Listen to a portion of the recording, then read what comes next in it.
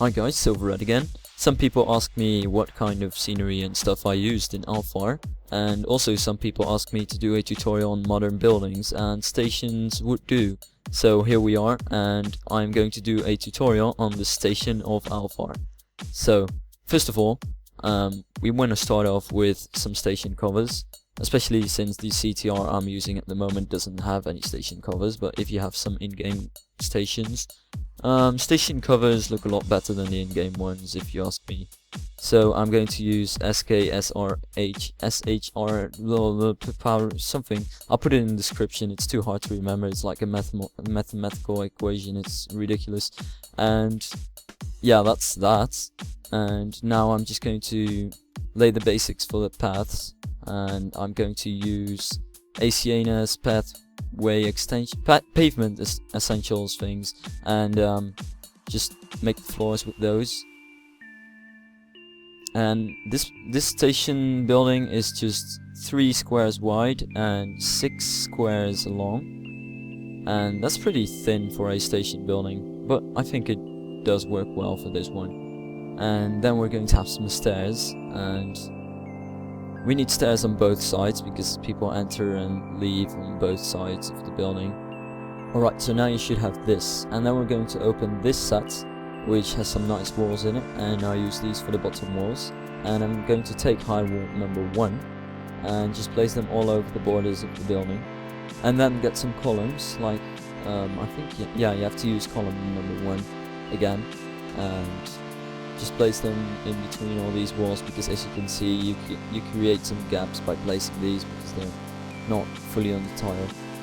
So now you take Shyguy's Mainstreet set number 3 and take this wall. You can also use Shyguy's planners number 1 because it has the same texture as this one, but I prefer to use this one because it's 4 meters high and Shyguy's planners are just 1 meter high, and it takes a little bit more time to use that set. I always like to add this on to have different textures of this wall. Have a grey lower texture and a brown higher texture, just to make the entire building less boring.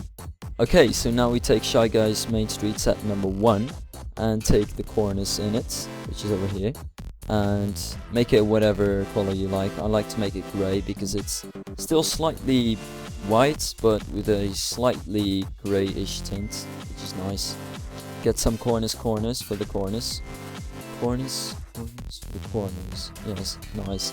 And then we want to take cornice number 2, which will be the little details on the side, and place them everywhere you've got cornice. And now we'll take Ralfieh's Biever Homes 2010 and take this little edge piece and make sure it's white or brown or something light that goes with the rest of the station, and place it on the cornice like this. And you also want to place it on places like these, just to make the whole wall a bit less boring and one-sided.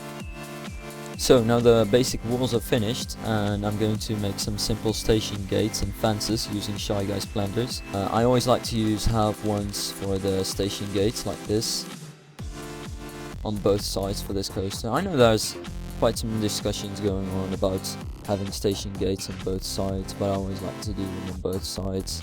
And then I always place some fences all around the station. And I also don't want my peeps to go here though, so I'm going to close that off.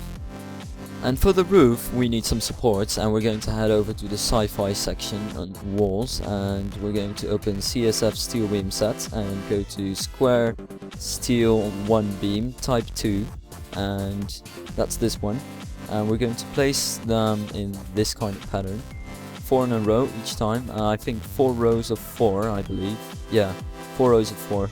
And then after that we take the 3H one, and we're going to place 3 H's on these ones. We're going to open one, and we're going to make this blue, and then place that on top of every beam. It all depends on what color you want to use for this. I always like to use the roof color for these connector kind of pieces. And we're going to take these flat beams, I think, or the flat beams or the girder beams. I think girder beams. Yeah, girder beams. And we're going to place these all over the place. looks kind of like this. I think it all depends on what you want, if you want to take these or the other ones. And for example, I feel like I do want to use the flat ones for the sides here. This is a pretty old set, but it's still very useful when it comes to stuff like this. And then I'm going to take this flat beam arc kind of thing and place that on the sides, because these are the things that are going to support the roof in the end. And then there's a little thing in alpha that I did as well, because I didn't just do these supports, I also added some of these iron pillars, and I added them in the middle over here, make them just as high as all the other girders. And it's not much, but it's a little thing, just a detail again. When it comes to buildings, it's all in the details. The more details a building has, generally, the better it is. Of course, shape is still a very important factor, but details can really make a building, even if its shape isn't really good. You can literally make a square building and make it look good with enough nice details and a good color scheme and good use of different sets. Using a lot of different sets is always good when you're making a building. Try to be as creative as you can. So now it's time to place the roofs, and for this I always like to use this set called TNS Spanish Roof Tile Set. And I always use a full 2H, well I used a 2 full H roof for the top and a 1H for the bottom. So I'm going to do this on the top and then get a 1H like this one for the bottom.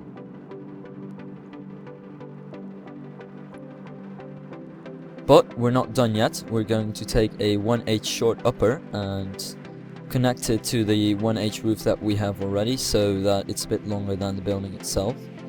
And then the annoying stuff, adding some short edges to the roof, like these ones. So now we've got this, and all we still need to do on the roof is add a ridge cap on top of it, which makes it look just a little bit better. Just like this in the middle, because real roofs have that as well. And also don't forget the ridge cap horizontal quarters.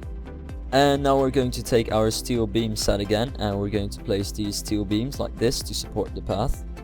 And then we're going to open Shyguy's Waterworld set 1 and look for the footer in there, which is this one. And I always like to make the footer base grey and make the footer thing itself have the same color as the supports, which are in, well, for now they are grey as well, so make the entire thing grey.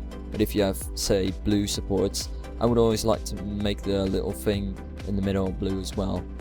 And then we're still going to use the same set, and we're going to take the support 3H, and we're going to make 4H poles everywhere, which is going to support the roof on top of the queue line, because I like to have a little roof on top of the queue line. It just keeps the guests dry while they're waiting in the rain for their miserable ride. And then we're going to take Moby's Steel Jungle number 1, which is meant for coaster supports, but it's really good for any structure anyway, so we're just going to use that for this one. And we're going to make a little roof holder, because we're going to place the roof in here later on, but we need something to hold the roof together, which is going to be this. And it's a little tricky thing to get them all right, but basically they have to be well, parallel with the path, so the roof can be parallel with the path later on, so it will look a lot better.